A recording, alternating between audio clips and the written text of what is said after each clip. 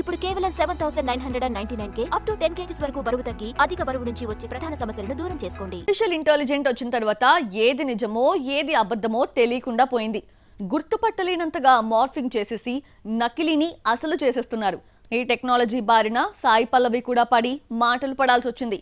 ఏ విషయంలో అంటారా? Watch the story. పద్ధతికి మారుపేరుగా కనిపించే సాయి పల్లవి స్విమ్ సూట్ వేసుకోవడం వివాదాస్పదమైంది. చెల్లెలు పూజా కన్నన్తో కలిసి బీచ్కు వెళ్లింది. పూజ ఇన్స్టాలో పెట్టిన ఫోటోలపై సోషల్ మీడియాలో రచ్చ మొదలైంది. సాయి పల్లవి కూడా అందరి హీరోయిన్స్ లాగా గ్లామర్ హీరోయినే, బయటకు కనిపించదంతే అంటూ కామెంట్స్ చేశారు. రామాయణంలో సీతగా నటిస్తూ ఇలా కనిపించడం ఏంటంటూ సాయి పల్లవిని ట్రోల్ చేస్తున్నారు. సాయి పల్లవి అభిమానులు మాత్రం ట్రోలర్స్ కు గట్టిగా ఆన్సర్ ఇచ్చారు.